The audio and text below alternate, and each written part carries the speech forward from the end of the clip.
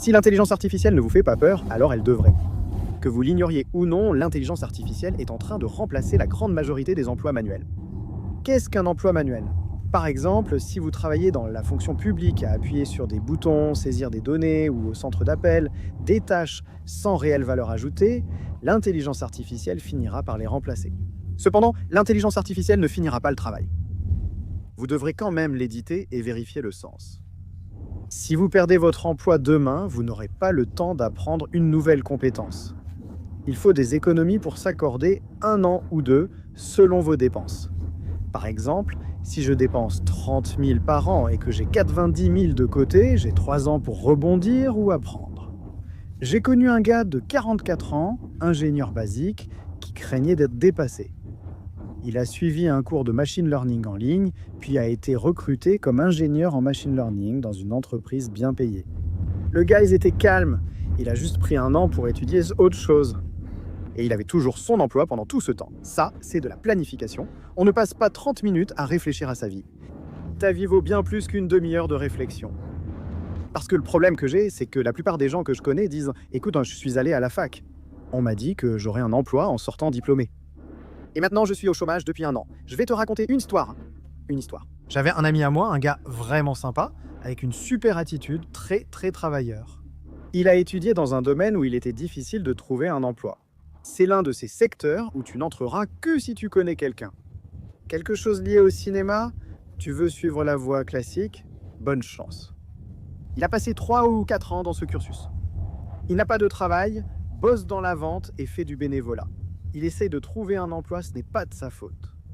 Le truc, c'est que je comprends qu'on veuille faire quelque chose qu'on aime à l'école, mais si tu n'as pas un moyen clair de le monétiser, tu vas avoir beaucoup de problèmes. Avant de t'endetter pour l'école, réfléchis à tes options. Il y a une règle simple. Et si les choses liées à la RH changent dans 2 ou 3 ans, ou même maintenant, disons que tu n'arrives pas à trouver un travail, améliore tes compétences. Tu dois apprendre du nouveau, surtout à l'ère de l'intelligence artificielle. Je veux dire, mince, il y a ces entreprises ennuyeuses où les choses pourraient être faites plus rapidement et en ce moment, les agences de marketing créent ces campagnes et elles facturent aux entreprises comme ton café local quelques milliers d'euros par mois juste pour tout gérer.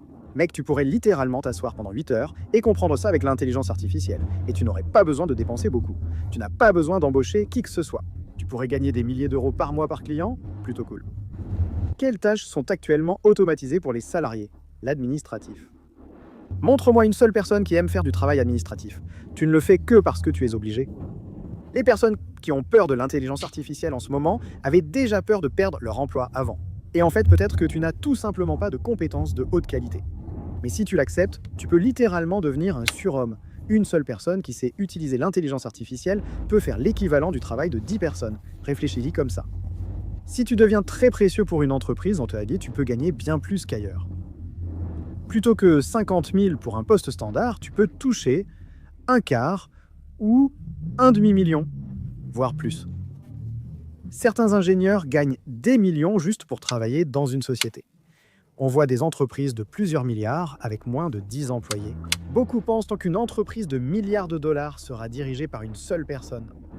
Si tu veux gagner, tu ne veux pas être juste un numéro. Tu veux avoir tellement de valeur pour ces entreprises comme ça, qu'elles te considèrent à la hauteur de 5, 10, voire même plus de personnes, et ils te paieront tout autant. Donc, ceux qui adoptent l'intelligence artificielle deviendront des super employés. Et ils auront d'excellents salaires. L'intelligence artificielle remplace des emplois, mais demande-toi, de quel côté veux-tu être? Parce qu'en ce moment, il y a des diplômés de 18 ans qui acceptent des emplois à 40 000 par an, juste pour travailler dans un cubicule. 10 ans plus tard, tu te réveilles et réalises soudain « je ne veux plus être ici ».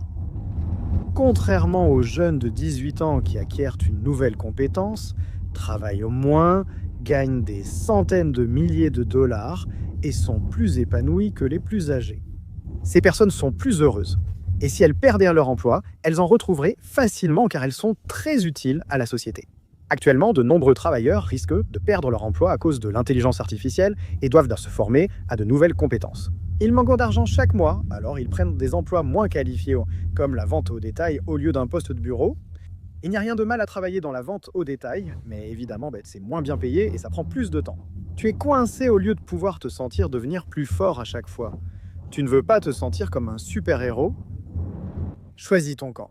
Veux-tu que l'intelligence artificielle remplace ton travail ou préfères-tu remplacer le travail? La façon d'apprendre à utiliser l'intelligence artificielle, c'est de prendre du recul sur toi-même. Comment peux-tu utiliser l'intelligence artificielle pour mieux travailler? Eh bien, la première chose, c'est que tu travailles à un poste, donc tu sais exactement ce que tu fais au quotidien. Voici une idée. Pourquoi ne pas lister toutes les choses qui te prennent le plus de temps? Pense aux tâches que tu n'aimes pas faire. Va sur ChatGPT ou un autre modèle de langage et demande-lui simplement: quelle question devrais-je me poser? Voici ma méthode actuelle, étape par étape. Propose 3 façons de l'améliorer. Tu veux pouvoir éviter de perdre du temps à faire du brainstorming. Et ce que l'intelligence artificielle n'a pas actuellement, ce sont les vibes. Le plus proche, c'est discuter avec Chat Generative Pre-trained Transformer, qui répond de façon détendue. Quand je parle à Chat Generative Pre-trained Transformer, il répond: ouais mec, je gère, hein, ce sont de fausses vibes. Rien ne vaut un humain pour certaines choses. L'une des raisons pour lesquelles tant d'emplois sont remplacés, c'est parce que le travail devient beaucoup plus facile. Je veux dire, mec, si tu voulais faire des recherches sur un nouveau produit ou un marché dans lequel t'étendre, avant, tu devais passer des semaines à faire des recherches, à parler à des gens, à payer des gens pour qu'ils te donnent ses conseils. Tu vas maintenant sur Perplexity. En quelques messages, tu obtiendras ce qui prenait des mois avant l'intelligence artificielle. Pour savoir quelles questions poser à l'intelligence artificielle, demandez-lui directement. Je vois 2 moyens d'éviter d'être remplacé par l'intelligence artificielle. Premièrement, vous apprenez à devenir constructeur, à savoir créer et maintenir des systèmes, comme lors de l'apparition des usines. Les employés du plancher ont été remplacés, seuls ceux maîtrisant la technologie et capables de la gérer, l'améliorer ou l'entretenir ont conservé leur emploi. Ces personnes auront toujours du travail. De plus, votre métier implique des relations humaines, car vos clients souhaitent seulement traiter avec des personnes. Par exemple, vous êtes un avocat de haut niveau en qui les clients ont une confiance exclusive. Vous êtes un banquier qui gère l'argent de quelqu'un. Ce qui est intéressant avec l'intelligence artificielle, c'est que la façon dont ces modèles sont entraînés à s'améliorer passe par ce qu'on appelle l'étiquetage de données. Ce qui signifie littéralement que plus nous utilisons l'intelligence artificielle, plus elle devient probablement capable de prendre nos emplois. Les plateformes de freelance comme Artwork ont constaté une baisse de 40% des offres d'emploi en rédaction. Mais elles ont vu une augmentation de 50% pour les monteurs vidéo. L'intelligence artificielle est littéralement en train de transformer la façon dont vous gagnez de l'argent. À la sortie de ChatGPT, je travaillais en bureau. Ce qui me prenait 2 semaines pour un gros rapport d'études de marché ne me prenait plus qu'une journée. Le temps gagné était incroyable. C'est littéralement arrivé à un point où je faisais 9 heures de travail en 3 heures, ce qui me laissait 6 heures pour faire ce que je voulais, ou simplement pour mieux travailler, ce qui signifiait que je faisais mieux que les autres et que j'étais payé pour ça. Parce que si tu fais le travail de 3 personnes, tu gagneras forcément plus. Un conseil, n'apprends pas seulement une nouvelle compétence, assure-toi aussi d'avoir assez de temps et de ressources financières pour éventuellement changer de poste. Si tu as 1 an d'économie à ton rythme de dépenses actuel et que tu perds ton emploi demain, au moins tu auras le temps d'essayer quelque chose de nouveau, d'apprendre quelque chose de nouveau et dans le pire des cas, de faire autre chose. Beaucoup de gens vont à des événements et rencontrent des gens. Donne-moi ton LinkedIn, donne-moi ton email.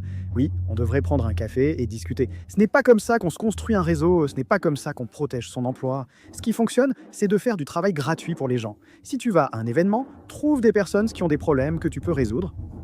Disons que c'est un chef d'entreprise qui veut utiliser l'intelligence artificielle pour aller plus vite, mais ne sait pas comment faire. Qu'est-ce que tu fais ? Tu fais un travail gratuit pour lui, tu trouves un moyen de résoudre un problème très basique. Tu fais ce que tu fais d'habitude gratuitement pour lui. Il se souviendra de ta valeur et si jamais tu perds ton emploi, tout ce que tu as à faire, c'est d'envoyer un message pour dire que tu es disponible. Pour être franc, si je perdais mon emploi aujourd'hui, j'en retrouverais probablement un d'ici la fin de la semaine, simplement parce que j'ai passé du temps à apprendre à bien faire ce que je fais et à le faire pour le plus de gens possible pour prouver que ça marche.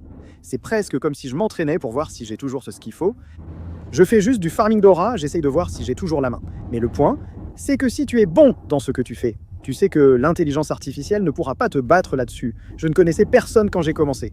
Mon premier boulot, c'était de nettoyer des toilettes. Ce n'étaient pas des toilettes en or, c'était des toilettes marron. Je suis allé à des événements, rencontrer des gens, écouter et découvert leurs problèmes. En apprenant à utiliser ChatGPT chez toi, tu pourrais aider quelqu'un à résoudre son problème. Fais-le pour eux, ne demande rien. Il ne faut jamais demander un emploi lors d'une première rencontre. Il faut leur donner une raison de t'embaucher en premier. Je vais donner un exemple. J'ai rencontré ces gars qui venaient de lever des millions et voici comment. Un hackathon où des jeunes de 18 ans vont coder pendant 48 heures sans s'arrêter. Aller à un hackathon pour rencontrer quelqu'un, c'est super car personne n'y va pour s'amuser. J'ai rencontré ces gars de mon âge, on avait tous une vingtaine d'années. Ils ont levé des millions auprès d'investisseurs. Ces gars étaient très techniques, mais incapables de vendre. J'ai bâti une relation avec eux, les aidant gratuitement pendant des années, sans rien attendre en retour. C'était juste vouloir être utile à tous ceux qui te connaissent. Un jour, ils ont dit chercher un commercial. Malgré notre relation, je ne leur ai pas directement demandé de m'embaucher. Je vais bien, je leur ai montré un document indiquant leurs problèmes. Voici ce que je peux faire, voici ce que je ferai dans les 3, 6 et 12 premiers mois, et voici ce que je veux en retour. Je leur ai montré lors d'un appel.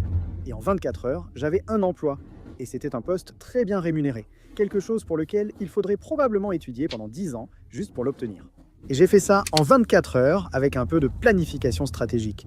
Règle très simple, sois utile. L'intelligence artificielle peut t'aider à être plus utile. Ne laisse pas l'intelligence artificielle te remplacer, utilise-la à ton avantage.